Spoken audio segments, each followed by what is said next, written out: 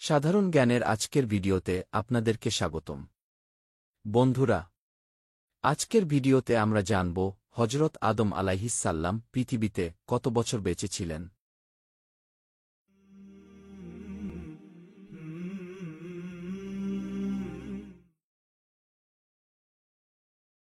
হযরত আদম আলাইহিসসালাম পৃথিবীতে 1000 বছর বেঁচে ছিলেন।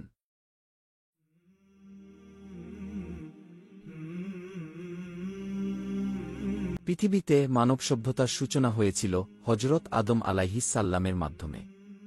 ইসলাম, খ্রিস্টান এবং ইহুদি ধর্মের বিশ্বাস মতে পৃথিবীর সর্বপ্রথম মানুষ হল হযরত আদম আলাইহিসসালাম।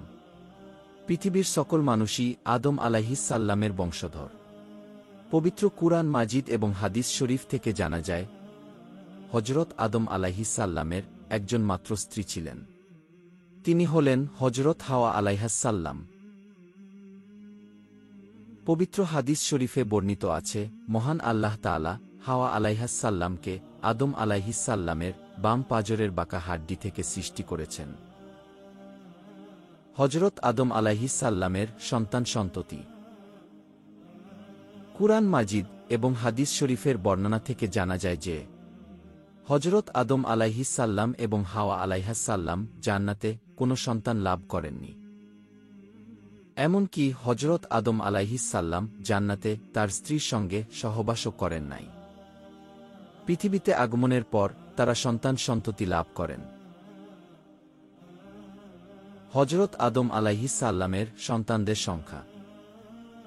ইমাম আবু জাফর মুহাম্মদ ইবনে জারির রহমাতুল্লাহি আলাইহি বলেন, হাওয়া আলাইহাসসালাম 20 বার গর্ভধারণ করেন। তিনি প্রতিবার এক জোড়া করে মোট 40টি সন্তান প্রসব করেন। প্রত্যেকবার একটি করে ছেলে ও একটি করে মেয়ে সন্তান জন্মদান করেছেন।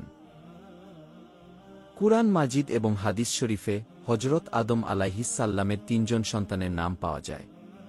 তারা হলেন 1 হাবিল, 2 কাবিল এবং 3 হযরত শীস আলাইহিসসালাম। হযরত আদম আলাইহিসসালাম এর সন্তানদের মধ্যে শুধুমাত্র শীস আলাইহিসসালাম এর বংশধরগণ পৃথিবীতে টিকে আছেন। ভিডিওটি ভালো লাগলে লাইক করুন, সাবস্ক্রাইব করে আমাদের সাথেই থাকুন। ধন্যবাদ।